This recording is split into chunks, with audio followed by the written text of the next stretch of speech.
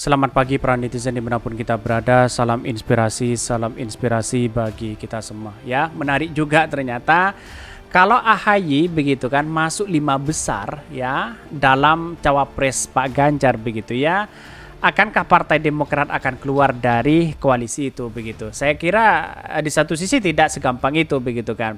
Tetapi kalau Anies Baswedan tidak memilih AHY maka kemungkinan besar begitu kan menjadi bubar atau apa begitu kan. Karena pada hakikatnya sekarang itu bagaimana caranya AHY itu menjadi calon wakil presiden. Kira-kira seperti itu begitu kan ya. Tetapi banyak tantangan dari Partai Nasdem sebenarnya begitu kalau saya lihat secara objektif begitu ya, bahwa kenapa Partai Nasdem itu tidak ingin ya AHY menjadi cawapres. Di satu sisi begitu ya melihat bahwa elektabilitasnya, di satu sisi begitu kan, di satu sisi belum berpengalaman dalam dunia pemerintahan. Tetapi di satu sisi banyak orang menganggap bahwa kalau AHY itu sangat potensial sekali untuk mendampingi Anies Baswedan begitu. Itulah cara-caranya bagaimana spekulasi itu muncul. Pada hakikatnya bagi kami adalah secara objektif ya sah saja begitu kan. Tetapi Partai Nasdem inginnya ya ingin kemenangan luar biasa begitu kan. Yang kita hadapi itu adalah Pak Prabowo, Pak Ganjar di situ begitu kan. Kemudian kalau cawapresnya dari AHY sendiri begitu kan, ya menjadi cawapres Anies Baswedan begitu ya, itu kekuatannya stagnan begitu. Karena Partai Demokrat itu sendiri begitu sudah masuk kepada perubahan begitu ya. Maka logis juga di apa yang disampaikan oleh Partai Nasdem begitu kan. Saya kira Partai Demokrat itu tidak segampang itu untuk keluar dari itu begitu. Tapi yang namanya politik kan bisa terjadi begitu. Tetapi mari kita baca terlebih dahulu beritanya seperti ini. Ini ya komentar-komentar dari netizen ya. Ada pendukung Anies Baswedan yang nyinyirin ya, Mas AHY dikatain nggak akan dipilih Anies sebagai wapres ya. Gue jawab ya, mohon maaf yang ngajakin ketua umum AHY gabung ke jadi cawapres banyak ngantri ya. Puan Maharani umumkan bakal cawapres Ganjar Pranowo mengerucut 5 nama. AHY termasuk di situ begitu. Kalau mengerucut 3 nama, apakah AHY akan masuk di situ begitu? Bisa saja begitu kan. Itu akan semakin pecah begitu dunia dalam politik begitu ya. Kalau memang Pak AHY mau di situ, saya kira ada sesuatu kemenangan besar di situ begitu ya. Maka kemungkinan Partai Nasdem dan Partai PKS itu akan menjalin hubungan dengan yang lain begitu ya. Biarin aja itu orang-orang yang nggak kenal AHY. Dari dulu narasinya cuma itu-itu aja. Nyebar opini meragukan kemampuan AHY di satu sisi begitu ya. Memang ya Wang Abud ya berlaga apa ini ya ambisi besar ya. Ada yang mengatakan seperti itu begitu. Yang nyinyirin itu suruh diam saja dulu. Jangan ya kembangin ya bacot nanti bisa merusak ya naluri kebatinan mereka begitu ya. Orang berpolitik kok bisa dimainin cebong ya. Nggak bakalan ya orang Anies ya nyepelein Bang Agus ya, kecuali dia pendukung Anies abal-abal alias cebong komunis. Jadi saya kira walaupun Anies Baswedan memilih yang lain, tidak mungkin Partai Demokrat itu keluar di koalisi perubahan begitu ya. Karena sudah berkomitmen di situ begitu kan. Kalau tidak berkomitmen ingin menjadi cawapresnya Pak Ganjar begitu, maka kemudian dicap sebagai orang yang kemudian ya tidak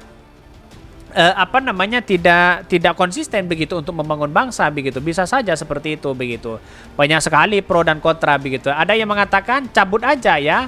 Orang itu kalau ditakdirnya udah jadi presiden tetap akan nyampe tujuan ya. Mau lo serong, mau lo fitnah, mau ejek atau apa. Ini banyak sekali kritikan dari netizen begitu ya. Kalau orang panik suka ngebilangin bahkan ya kedenger, bahkan ya nggak nggak sadar.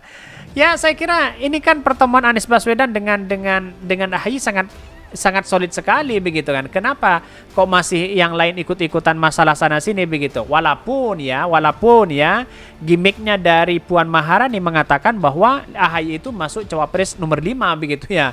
Maksudnya nomor 5 terkuat dalam hitungan itu begitu kan. Tetapi saya rasa bahwa kalau 5 nama itu mengerucut 5 nama itu begitu kan, AHY ada di dalamnya, saya kira ini menjadi strategi politik bagi mereka begitu kan. Bahkan dianggap sebagai Partai Demokrat tidak konsisten, akan diganggu di situ begitu ya. Ya wakil presiden aja mau apalagi tidak begitu kan. Ya kira-kira mungkin seperti itu begitu. Tapi saya rasa tidak segampang itu Partai Demokrat untuk mengambil hati mereka begitu. Tapi mari kita baca terlebih dahulu beritanya seperti ini. Ini beritanya ya, Puan Maharani umumkan bakal cawapres Ganjar Pranowo mengerucut 5 nama. AHY masuk daftar ya. 5 daftar begitu ya. Ketua DPP PDP Puan Maharani menyatakan sosok bakal cawapres Ganjar Pranowo pada Pilpres di 2024 saat ini sudah mengerucut pada 5 nama. Bahkan Puan menyebutkan 5 nama itu yakni Sandiaga Uno, Erick Thohir, Andika Perkasa, Agus Harimurti Yudhoyono, dan Muhaimin Iskandar, begitu ya. Saya kira tidak seperti itu begitu. Jadi strategi politik dari Puan itu dari PDP sudah kelihatan sebenarnya begitu kan. Sebenarnya orang lain bukan 5 nama kerucut 5 nama itu. Saya kira tidak masuk di situ begitu ya. Dulu ada 10 nama, sekarang sudah mengerucut ke 5 ya, ujar pada acara puncak perayaan lahir ya Harlah begitu ya ke-25 PKB di Stadion Manahan Solo. Bahkan bukan sekali nama AHY masuk radar cawapres Ganjar. Sebelumnya Puan bertemu AHY di pelataran Senayan ya, kawasan GBK Jakarta pada hari Minggu 18 Juni 2023. Puan kembali menyampaikan putra bungsu Presiden ke-6 RI Susilo Bambang Yudhoyono itu ya masuk ke radar untuk menjadi bakal calon wakil presiden cawapres Ganjar Pranowo. Bahkan saya sebutkan salah satu capres Mas AHY di Partai Demokrat juga masuk radar PDP Perjuangan. Kendati begitu, dia mengatakan sejauh ini PDP belum menerima proposal dari pihak-pihak yang ingin menjadi cawapres Ganjar. Hanya saja PDP sudah memahami dan mengetahui ada banyak usulan nama-nama cawapres Ganjar, salah satunya AHY begitu ya.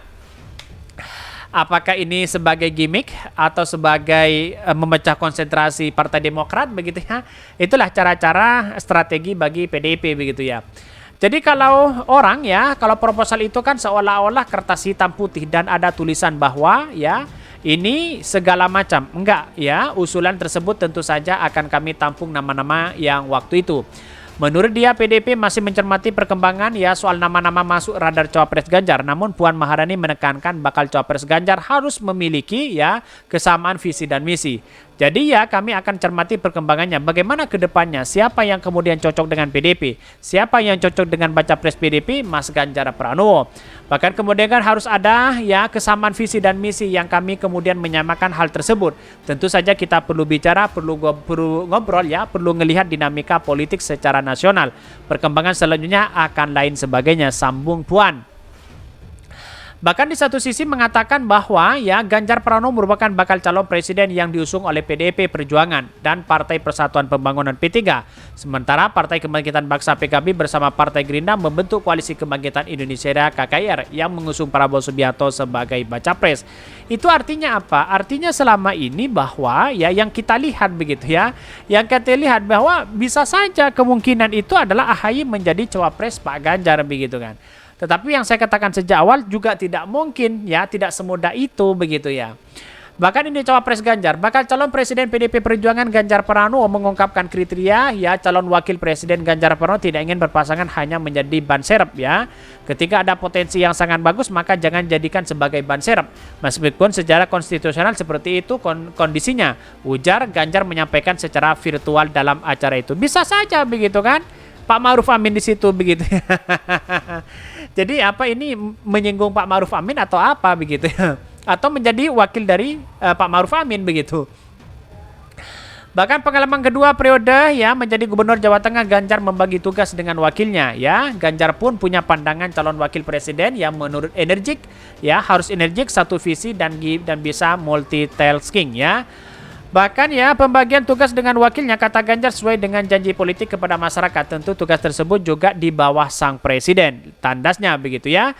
Dan bahkan di sisi lain mengatakan bahwa Ganjar mengakui idealnya cawapres pun ya punya kompetisi di bidang ekonomi. Apabila tidak ya tentunya si presiden akan membentuk tim ekonomi yang handal.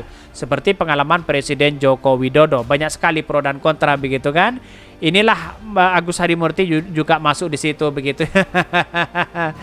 Jadi saya kira bisa saja ini menjadi gimmick bagi mereka ya. Oke, mungkin itu yang kami sampaikan. Tonton terus channel Hodari Podcast Rakyat ini kan ada berita-berita menarik dan viral setiap harinya. Salam para netizen, salam inspirasi bagi kita semua.